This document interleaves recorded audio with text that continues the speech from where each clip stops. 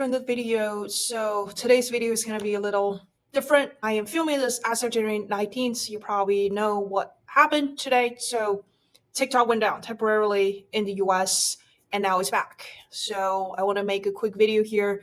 Just maybe do a recap of what has been happening, a roller coaster of events, what is about to happen, maybe tomorrow as Trump gets into office, and what we can expect with this platform and as a service provider that is offering services and, to be frank, relying on this platform to be available in the US to continue to serve our accounts.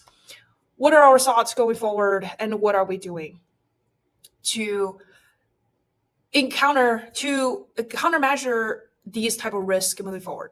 So first thing is, as of today, TikTok went down earlier today and it restored service after Trump has sent a statement basically says, hey, although this law has gone into effect, I will not punish and people will not held accountable by continuing to provide service to the US users.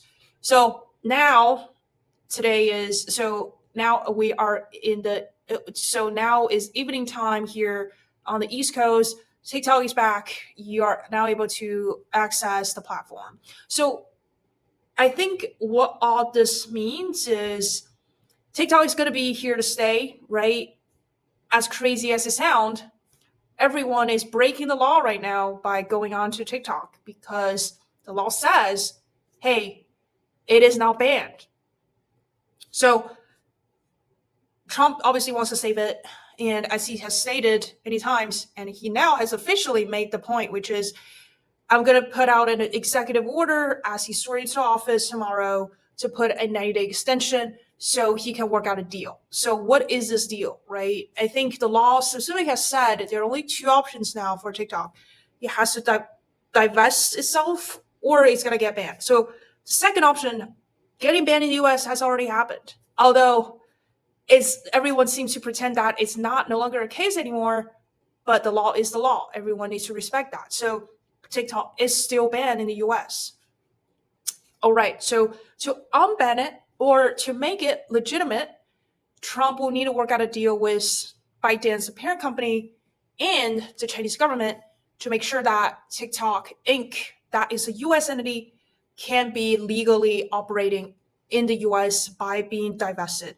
So if I was looking at Trump's latest statement around how he is thinking to structure this deal, instead of 100% divestiture, what he proposed was actually a 50-50 joint venture between, we don't really know yet, is it the US entity, like a US new entity with ByteDance, a Chinese parent company, or somehow they're going to strike a deal between the Chinese, so it's going to become a joint venture. So TikTok is no longer solely owned by institutional investors, founder ByteDance, and maybe Chinese government is also in there somewhere.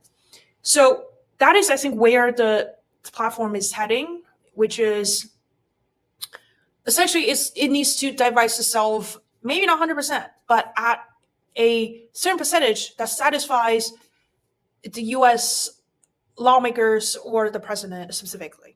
A ton of people are now running businesses, making content, being a creator. So there's so many people kind of live business revenue depends on the future of this platform.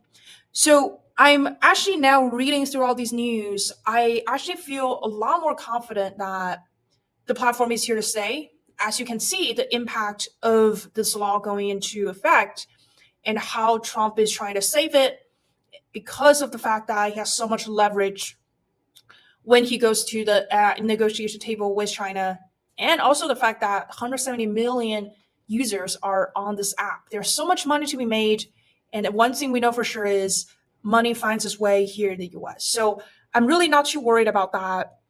But I guess this is really a warning sign or just a reflection for everyone to kind of pause and say, hey, if your business, if your life, if your income solely depends on this platform, there's going to be a ton of risk, right? And I think this applies to every platform.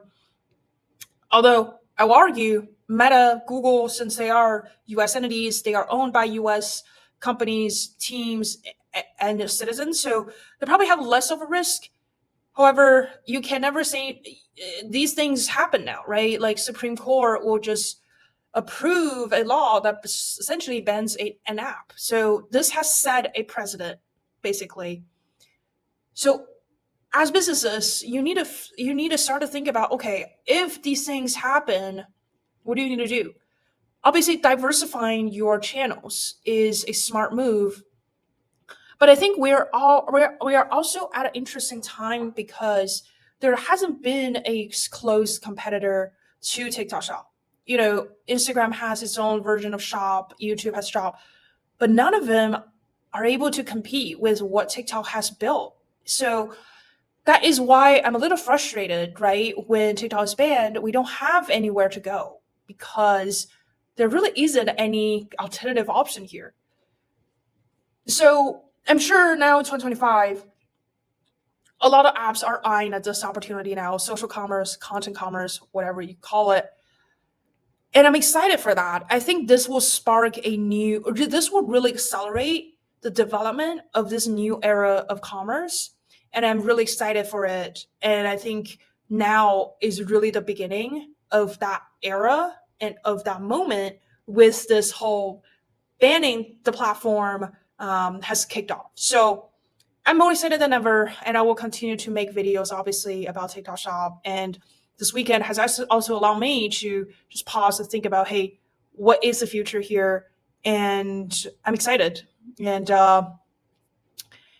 and I would love to continue this journey with you all and share with you more learnings, everything that we are doing, and what I've been seeing on TikTok Shop, and hopefully, some point this year, I'm able to see another platform emerge and could do almost the same thing as what TikTok Shop is allowing creators, businesses, agencies to do.